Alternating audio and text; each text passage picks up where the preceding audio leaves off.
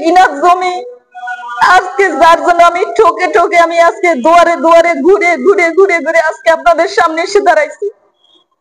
দয়া করে অনুরোধ করতেছি, আপনারা যদি দয়া করে আমার এই সুবিচারটা করে দেন তাহলে আমি খুবই খুশি। আজকে এই জায়গায় আমাকে আনতে বাধ্য করলো বা আজকে খুব বিপদের বা কঠিনে পড়ে আজকে আমি আপনাদের সামনে হাজির হয়েছি। সবার কাছে আমার একটা রিকোয়েস্ট যে আমি ন্যায্য বিচার, ন্যায্য দাবি আমি সবকিছু আপনাদের সামনে নিয়ে এসে দাঁড়ালাম, যেন আমি ন্যায্য বিচারটা পাই। আপনারা সবাই আমাকে একটু সহযোগিতা করবেন। আমি আমার নিজের টাকায়, কষ্টের টাকায় উপার্জিত টাকা দিয়ে আমি জমি কিনি মহারাজপুর। আজিম নামে আমাদের গ্রামের প্রতিবেশী, উনি 4 বিঘা জমি রেজিস্ট্রি করার জন্য আমাকে সব সময় বলে যে আপনার টাকার দরকার, আপনি জমি নিতে আসেন, জমি বিক্রি করেন আমার কাছে। তখন আমি ওনার কাছে যাই যে ভাই আমার টাকার খুবই দরকার, আমি ওনার কাছে যাই। কিন্তু উনি আমাকে বলল যে ভাবি আমি এখন এই মুহূর্তে আপনাকে আমি 13 লক্ষ টাকা দিব, আর বাদ বাকি 3 বিঘা জমি আমি 45 লক্ষ টাকা আপনাকে দিব, তবে 2 মাসের ভিতরে। এই কথা বলার পরে আমি বাড়ি চলে আসি। এরপরে উনি আবার আমাকে ফোন করে যে 3 বিঘা জমি রেজিস্ট্রি করে দিয়ে যান, 45 লক্ষ টাকা আমি দিব।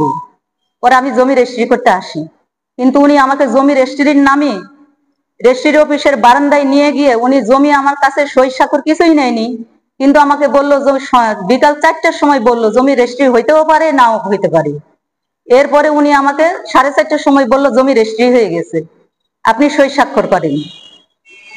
তখন আমি চিন্তা করে দেখলাম যে ওই জমি রেজিস্ট্রি হয়নি, কিন্তু 4:30টার সময় কিভাবে জমি রেজিস্ট্রি হয়? তো বলছে আপনি সই স্বাক্ষর দিচ্ছেন, হয়ে গেছে। তখন আমি বললাম তাহলে আমার টাকাগুলো দেন। উনি আমাকে টাকা না দিয়ে বললো যে বাড়ি যাই, বাড়ি গিয়ে টাকাটা দিব, কিন্তু উনি আমাকে টাকা দেয়নি।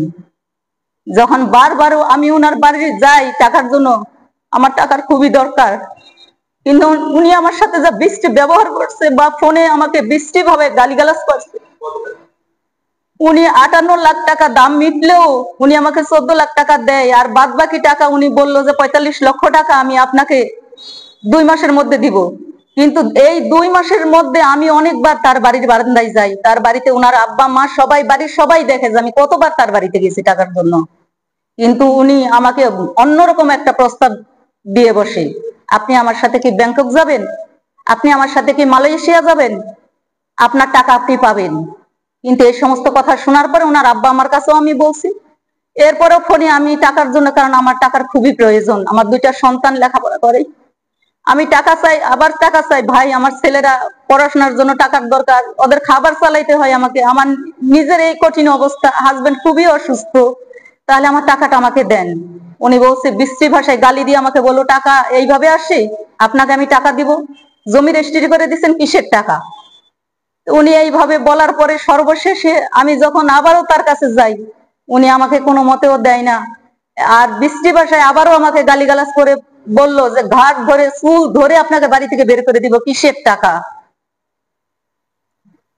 আমি সর্বোপরি সবার কাছে আমার দৃষ্টি আকর্ষণ করি, এই লোক যেন আমাকে অন্তত আমার প্রাপ্য টাকাটা দেয়। আমি 2টা ছেলেকে নিয়ে সত্যি খুব খারাপ অবস্থায় আছি। এমনও দিন যায় যে আমার ছেলেদের আমি মুখের খাবারটাও দিতে পারিনি।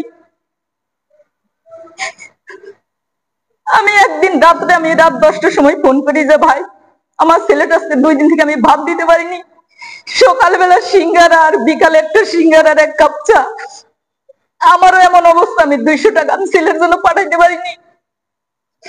আমাকে বলছে টাকা খারাপ, বিশ্রী ভাষা, একটা খারাপ ভাষা আমাকে ব্যবহার করে বললেন ইনকাম করে নিয়ে আসেন, আপনার ছেলেকে খাওয়ান আপনি।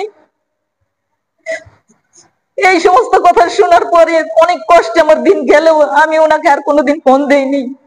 আমি লোকমার পথে লোক খবর পাঠাই যে আমার জমিটা সংশোধন করে দিক, কিন্তু উনি সংশোধন করে দেয়নি।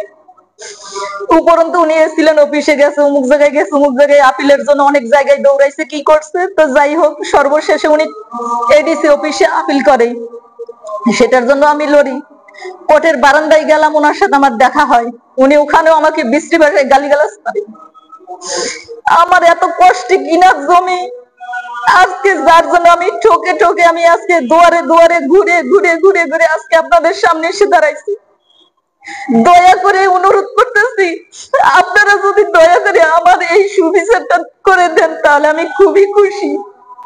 আমার ছেলের পড়া বন্ধ হয়ে গেছে, আমি খুবই কষ্টে আছি। আপনাদের কাছে আমি বিচার চাই, এই লোকের যেন বিচার হয়। এই লোক আমার মতো আরো মানুষের, আজিম হোসেন, মহারাজপুর বাড়ি, গুরুদাসপুর থানা। আওয়ামী লীগ নেতা আজিমের কাছে আমি জমি বিক্রি করে যখন জমির টাকা আনতে যাই, আমার ছেলেদের পড়াশোনার খরচের জন্য আমি জমি বিক্রি করি। কিন্তু যখন এই আওয়ামী লীগ নেতা আজিমের কাছে আমি টাকা আনতে যাই, উনি আমাকে প্রতি মুহূর্তে বিভিন্ন রকমের হুমকি দেয়, মেরে ফেলাবো, এই নানান রকম বিপদগ্রস্ত করবে। উনি সব সময় আমাকে দেখায়, আজিম হোসেন দেখায় যে আওয়ামী লীগের আমি অনেক বড় নেতা। আমার মাথার উপরে এর চেয়েও বড় নেতা আছে সিদ্দিক পাটোয়ারি। সব সময় উনি আমাকে এই হুমকি ধুমকিই দিত, হাত কেটে ফেলবো, ঠ্যাং কেটে ফেলবো। আমি কত বড় নেতা, আওয়ামী লীগের কত বড় নেতা আপনি জানেন না, আমার কত পাওয়ার। আর একদিন যদি টাকা নিতে আসেন, আমার চাইতে কেউ খারাপ হবে না। আমার পাওয়ারটা আপনি মনে রাখবেন, আমি আওয়ামী লীগের নেতা। তারপরে উনি আমাকে টাকা দিবে তো আগে পিছে উনি আমাকে লাস্টে একটা জবাব দিয়ে দিল, আপনার সাথে আমার দেখা হবে কোর্টের বারান্দায়। যদি সামর্থ্য থাকে, আপনার ক্ষমতা থাকে, আপনি আপনার পাওয়ার নিয়ে আসেন।